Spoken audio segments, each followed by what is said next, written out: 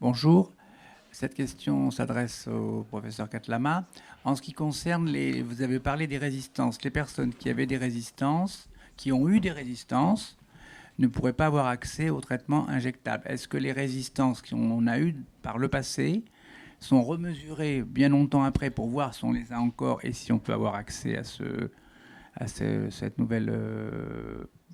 ce nouveau médicament donc injectable? Est-ce que c'est possible si on a déjà eu des résistances, mais qu'elles sont remesurées après et qu'on ne les a plus?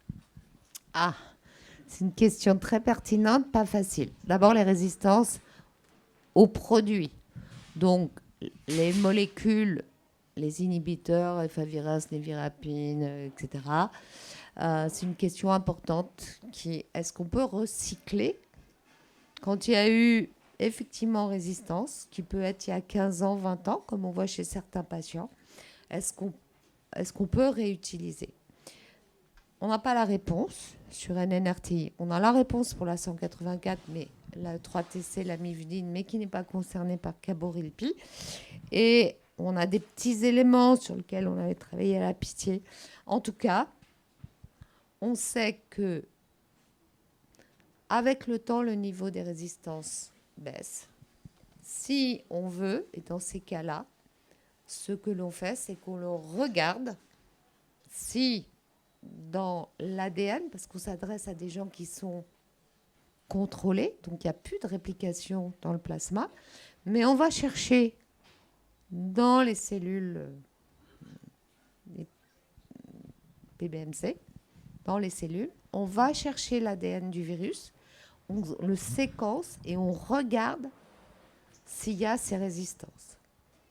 En pratique, c'est pas dans les guidelines, personne, mais en pratique, s'il n'y a pas, si on a un contrôle long, on va tester. Qu'est-ce qu'on va faire? On va tester avec la forme orale, on va voir s'il y a une réémergence. On n'aura rien créé, on aura juste révélé.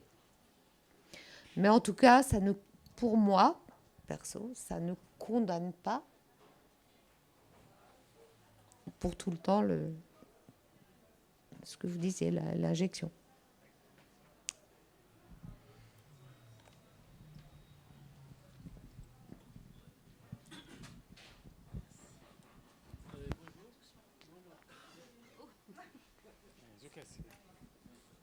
C'est bon. Ok, bonjour. Moi, ma question s'adresse au professeur Delabol. En fait, vous avez parlé de plusieurs évidences scientifiques par rapport à U égale U. Mais je voudrais savoir à partir de quel seuil de détectabilité. Parce que nous, en Afrique, à partir de 1000 copies, on dit la personne est indétectable. Est-ce que dans ce cas, on pourra parler avec certitude qu'il n'y a pas de risque de contamination lorsqu'on est à 900 copies, par exemple? Merci. Alors, on va dire que, comme le disait Christine, l'idéal quand même, c'est d'avoir une charge virale indétectable au plus bas niveau, c'est-à-dire 50 comme standard international. Après, on a des données quand même sur le fait qu'en dessous de 1000 copies sur la transmission sexuelle, il y avait des études où on montrait que le risque devenait, on va dire, très faible en dessous de 1000. Après, c'est un gradient et on va dire que c'est quand même mieux d'être à zéro en dessous de 50 que entre 50 et 400 ou entre 400 et 1000. Donc je dirais que plus on est dans ces situations intermédiaires, plus probablement le risque résiduel va devenir significatif. Donc il n'y a pas un cut-off, je dirais, où au-dessus il y a un risque très important et en dessous. Alors 1000 reste quand même, je dirais, un seuil en dessous duquel on a une certaine sécurité. Mais je pense que le U égale U, je dirais, rassurant et absolu, il s'applique quand même vraiment aux situations d'indétectabilité stricte. Donc, voilà, je dirais, j'ai pas une réponse tranchée, hein, mais voilà, on va dire qu'on n'est pas très inquiet en dessous de 1000, mais que plus bas, c'est mieux. Mais si je me permets d'intervenir, ce 1000, c'est juste une définition de l'OMS. Ça n'est pas du tout pour définir l'échec. Je veux dire, dans le monde, c'est personne à 1000. C'est juste, c'était pragmatique. Mais dans les nouvelles recommandations, d'ailleurs, s'il y a une stratégie NRTI, ils ont baissé à 200. Donc, voilà, il faut garder. Moi, je dirais que pas 1000, mais je pense qu'à 200, surtout qu'il y a les moyens en Afrique, il y a la charge virale, vous avez des stratégies TLD, ça va, hein, vous devez être indétectable.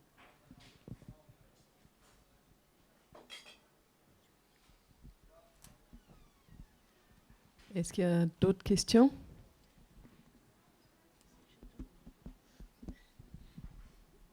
Je me permets de poser alors une dernière question qui s'adresse à la fois à Bruno Spire et à Monsieur Delobel. En fait, ce matin, on a parlé de la question effectivement de l'inclusion, de la représentativité vraiment de la diversité des PV-VIH dans les essais.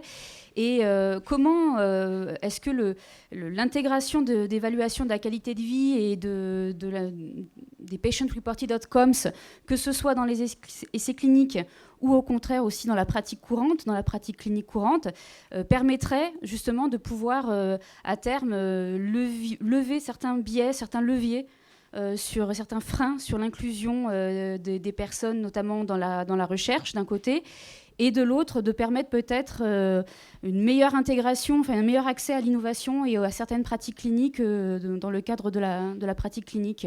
Comment intégrer effectivement cette question de la qualité de vie, de l'évaluation de la qualité de vie et des PROs à la fois dans la pratique clinique courante et dans les essais, notamment pour une meilleure représentation de la diversité des PV-VIH. Moi, je pourrais répondre. Enfin, pour la diversité, ça a été dit ce matin par Karine, et je suis complètement d'accord. S'il n'y a pas d'enregistrement des molécules parce qu'il n'y a pas assez de diversité dans l'essai de phase 3, les industriels seront bien obligés de mettre de la diversité dans leurs essais. Sinon, il n'y aura pas d'enregistrement. Donc, c'est facile de répondre. La qualité de vie, c'est un peu plus compliqué, dans le sens où il faut de la qualité de vie dans les essais, mais sans dire qu'est-ce qu'on mesure, comment on évalue en fonction des questions, et que les autorités de santé ne s'intéressent pas trop à ce sujet parce qu'elles sont centrées uniquement sur des outcomes biomédicaux purs. Je pense qu'il faut travailler aussi de ce côté-là. Et parce que là, ils ne peuvent même pas imposer quoi que ce soit parce qu'ils ne connaissent même pas eux-mêmes comment faire. Donc il faut déjà qu'il y ait une acculturation à la question de la qualité de vie de la part des autorités de santé, qu'elles considèrent que c'est quelque chose qui est important, parce que pour le moment, ce n'est pas très important. Dans le domaine du VIH, on est un peu précurseur, comme toujours, mais dans l'ensemble du reste, au point de vue des patients, globalement, on s'en fout. Hein, c'est que dans le VIH, parce qu'il y a eu de l'activisme, que les choses ont bougé. Et donc, il faut faire bouger aussi les autorités de santé sur ce côté-là pour pouvoir, du coup, être en mesure de dire, voilà ce qu'on va demander aux industriels pour démontrer une plus-value en termes de qualité de vie quand il y a un nouveau produit.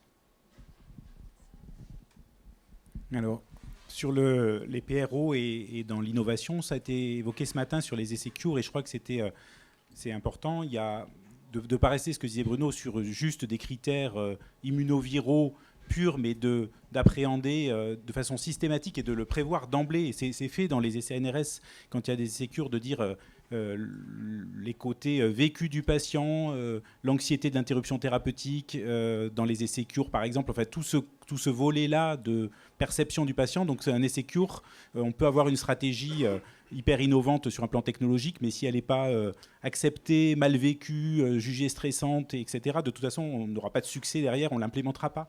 Donc je crois que c'est avoir en permanence ce souci de l'acceptabilité, du vécu, et avec des questions et des motivations qui sont différentes d'une personne à l'autre. Sur l'allaitement, on imagine que les enjeux sont différents, qu'il faut mesurer. Voilà, c'est une décision individuelle. Peut-être que des femmes accepteront de prendre un risque infime, mais parce qu'elles vont avoir à côté tout un tas d'éléments qualitatifs qui vont l'emporter largement dans la décision.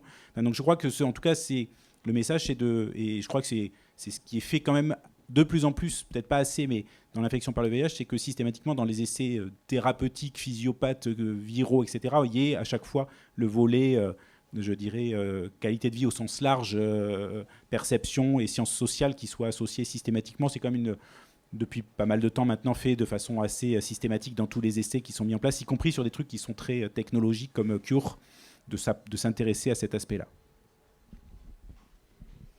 Merci.